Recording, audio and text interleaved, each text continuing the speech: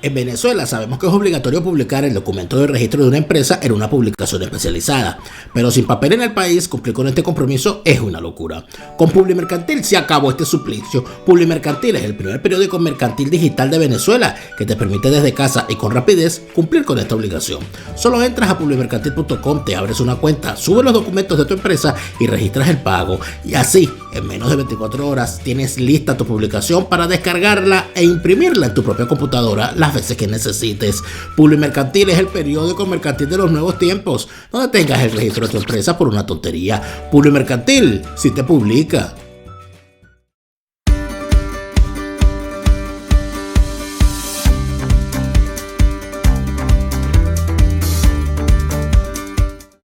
Una semana más en la cual hay muchas cosas por discutir, muchas cosas por evaluar y muchas cosas por revisar. Una de las cosas que esta semana he querido, esta semana que marca mi regreso luego del padecimiento del coronavirus, cosas que ya doy por olvidado y no lo recordaré más porque ya pasó. Esta semana es una semana importante desde el punto de vista histórico para Venezuela porque se conmemora un año más de los fatídicos eventos del 4 de febrero de 1992. El 4 de febrero de 1992, Hugo Chávez, que murió y no volverá, pero que bastante daño nos hizo, irrumpió en el escenario nacional encabezando un golpe de Estado cuyas características hasta el día de hoy se mantienen en buena parte todavía en la sombra. Hay cosas que algunos no quieren decir, hay cosas que se mantienen calladas o que algunos prefieren ocultar ciertos detalles. Hay gente todavía, hay gente que vive en Venezuela que no quiere hablar sobre el 4 de febrero.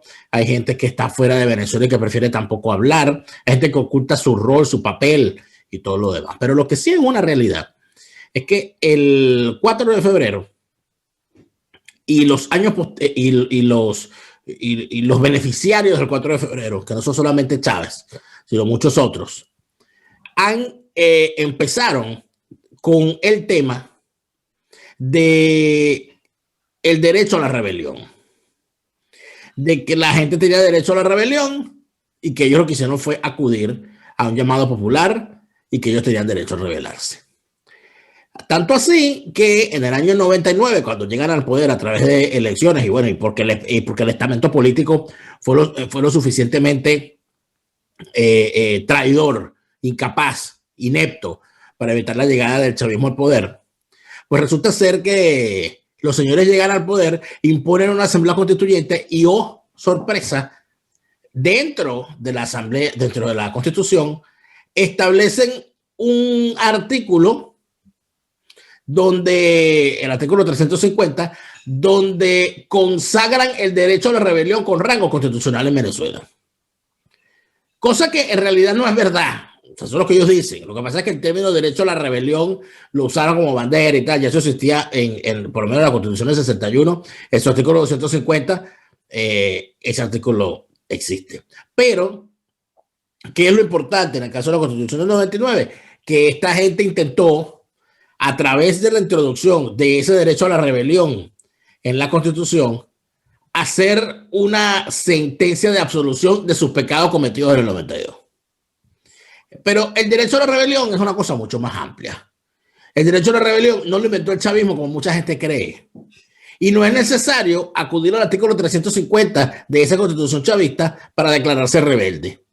Porque antes de que viniera el chavismo a usufructuar lo que teóricos antiquísimos habían desarrollado sobre el derecho a la rebelión, la propia Bolívar, evidentemente había mucho por decir y mucho por analizar.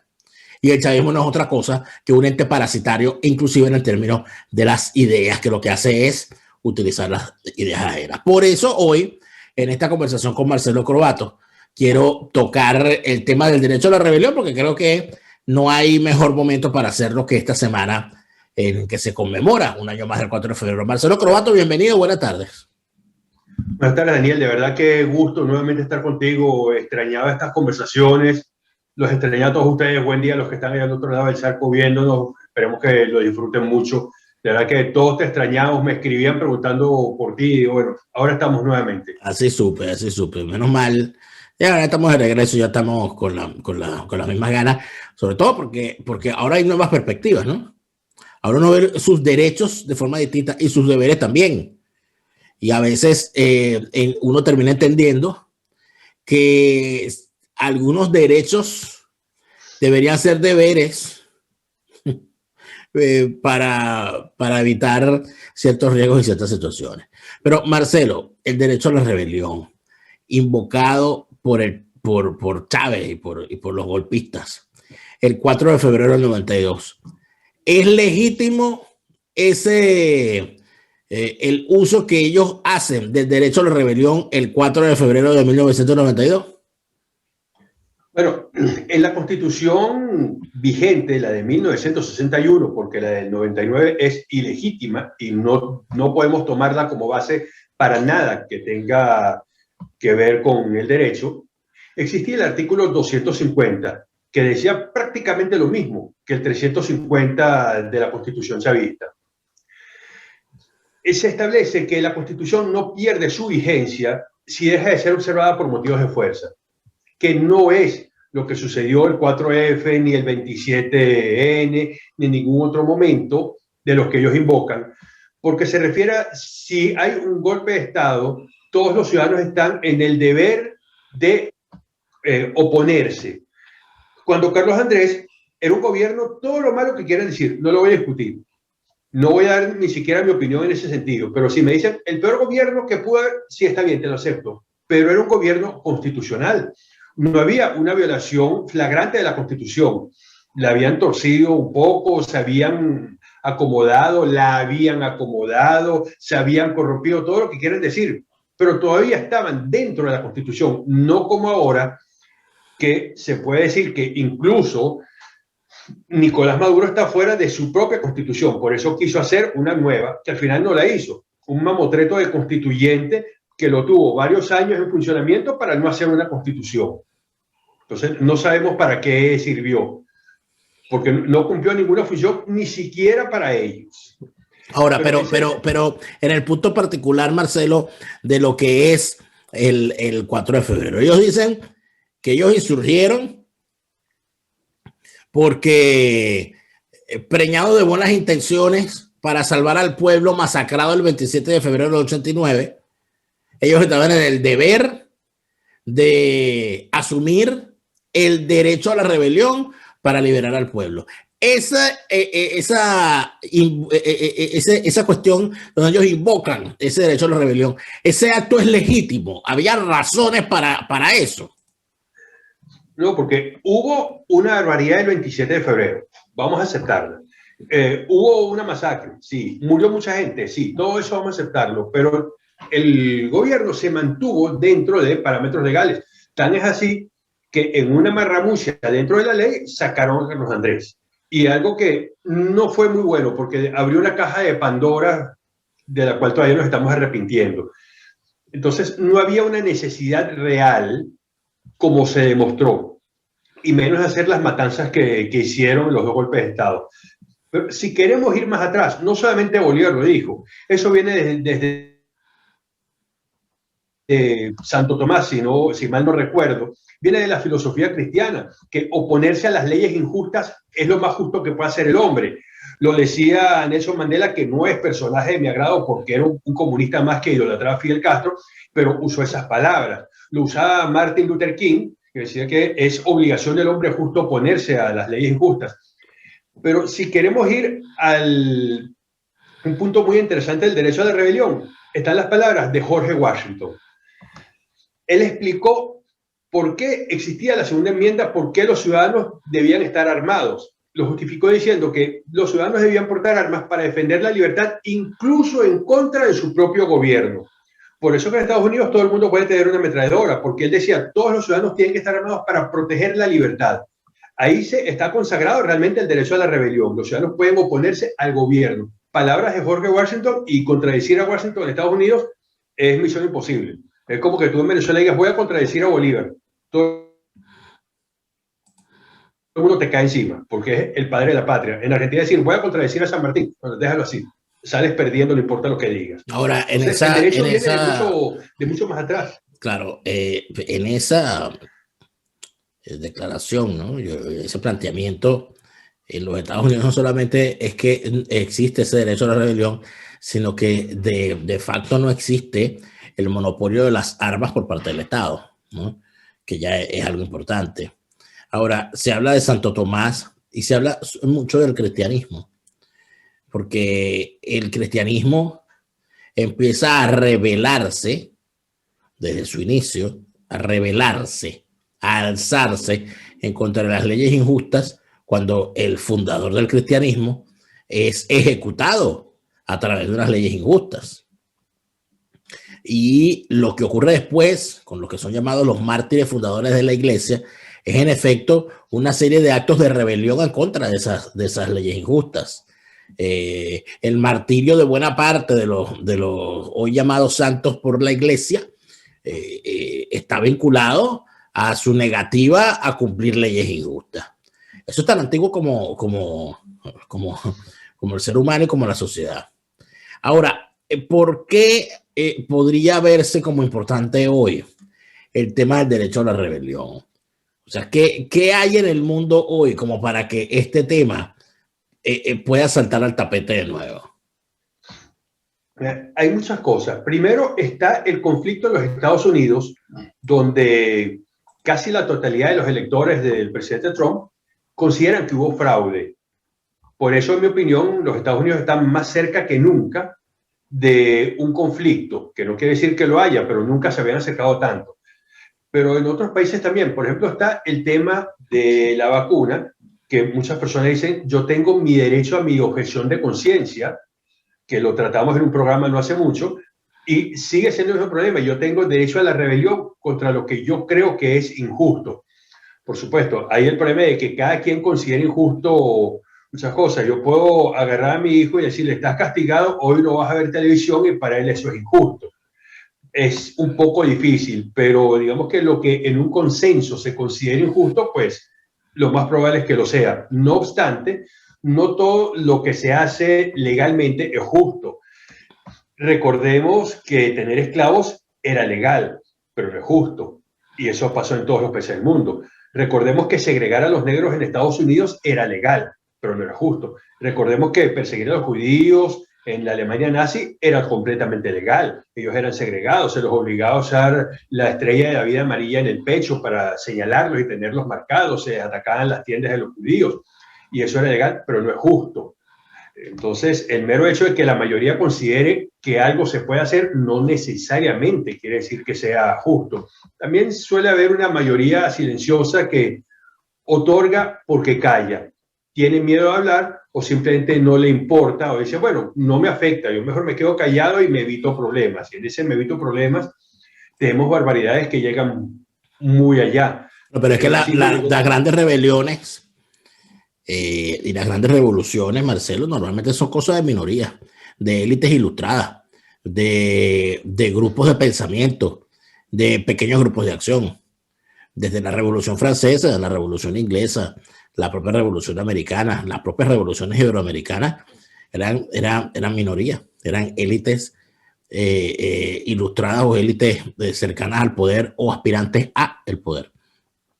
Pero cuando tú ves que, por ejemplo, hay un golpe de Estado en contra de un gobierno legítimamente constituido, de un gobierno constitucional, que puede ser bueno o puede ser malo, pero que es un gobierno legal, yo entiendo que invocar el derecho a la rebelión no es legítimo. O sea, tú no puedes alzar.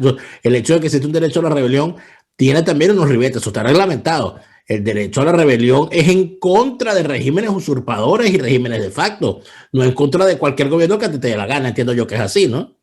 Es totalmente correcto.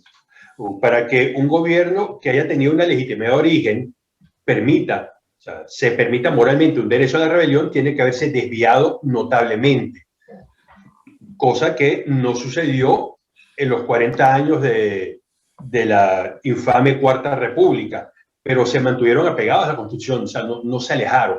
El problema llegó cuando llegó la Revolución Bonita, la Revolución Roja Rojita, que se con el solo hecho del referéndum consultivo y que lo utilizaron para imponer una constituyente, y ahí se alejaron de la Constitución. Ahí se empezaba a justificar la rebelión. Que todos estén de acuerdo no quiere decir que fuese correcto. Me han insultado unos cuantos comunistas cuando yo dije esto en un programa. Dije, bueno, es que tú puedes decir lo que tú quieras, pero la Constitución decía A. Entonces había que atenerse a A. No puedes cambiarlo porque no te gusta. Hay que seguir las normas, porque es seguir las normas lo que nos mantiene dentro de la civilización, o hace un marco en el cual lo más probable es que seamos civilizados.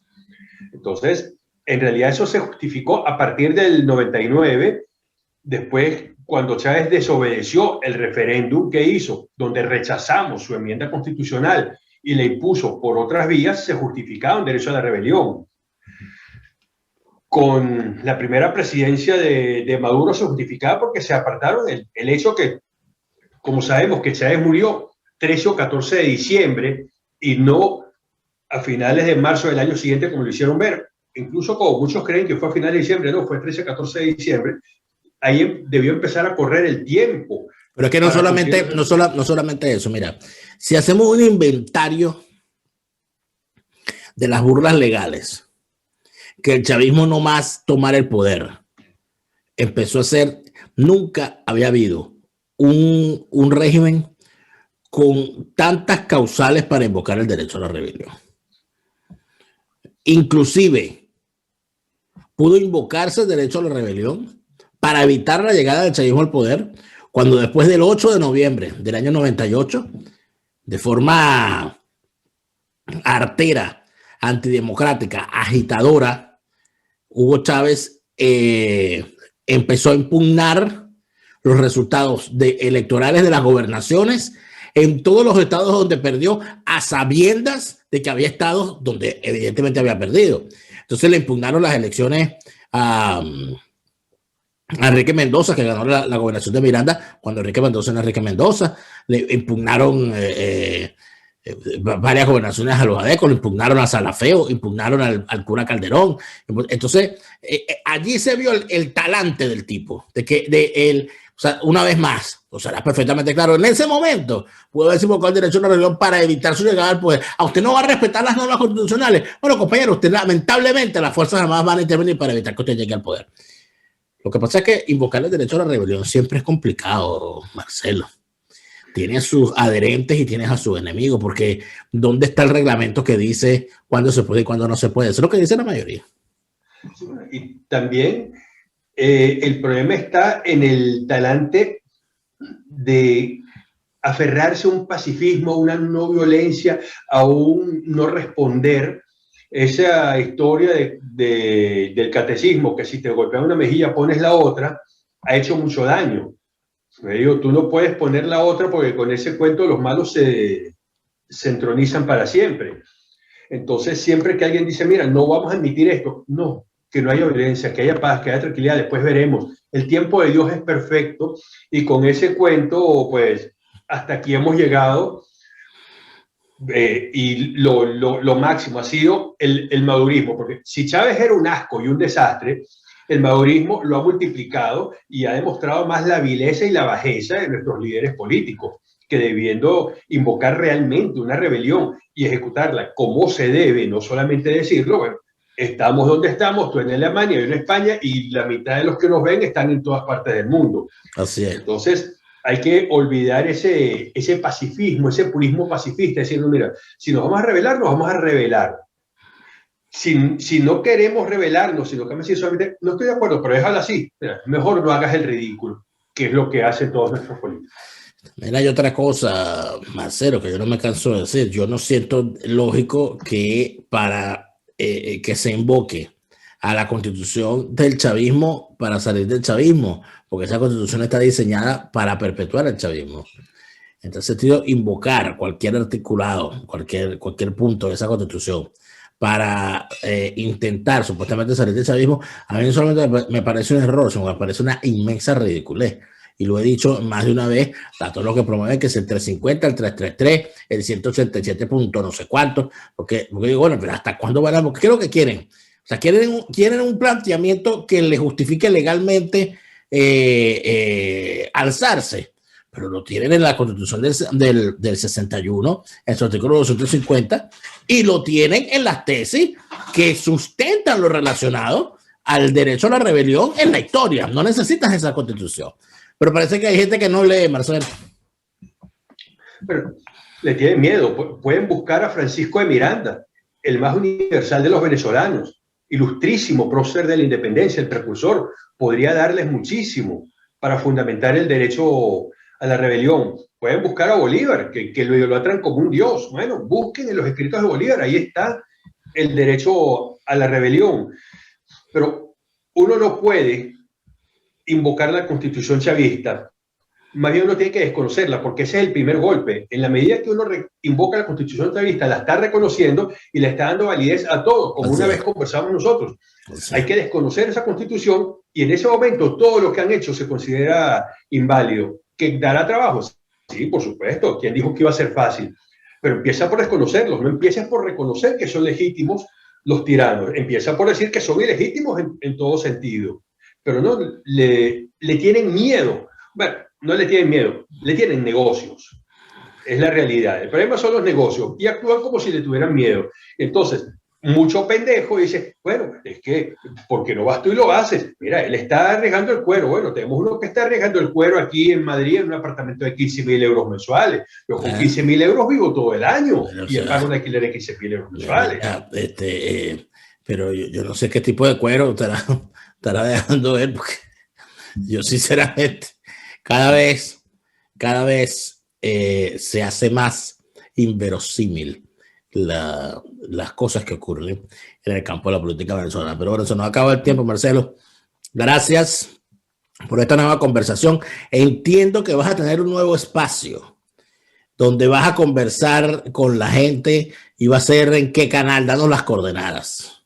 Bueno, voy a estar en el canal Repúblicos TV de la organización del doctor Franceschi. Me invitaron a tener mi propio espacio ahí. Va a estar los viernes en la tarde, 8 de la noche hora de Europa, creo que es 3 de la tarde hora de Venezuela, 4 horas de Argentina. Este viernes empezamos a hacer nuestro primer programa con un invitado especialmente de lujo. Lo comentaba en un programa y alguien me puso en el chat, yo ya sé quién es, estoy seguro que es el que está sonriendo en este momento. Bueno, allí estaremos, vamos a ver si damos la talla en ese primer programa, que ¿cómo se llama? No hay derecho. No hay que también derecho. Tengo que agradecerte porque la idea del nombre fue tuya. El mejor nombre posible para hablar de derecho en Venezuela. No hay derecho. Una maravilla. Gracias, Marcelo, por esta conversación. Éxito en ese nuevo programa y ahí estaremos, no solamente en este primer programa en el que has hecho el honor de invitarme, sino en los sucesivos que estaremos viéndolo. Muchas gracias. Bueno, gracias, Daniel. Nosotros, amigos, nos despedimos hasta una próxima ocasión. Saludos.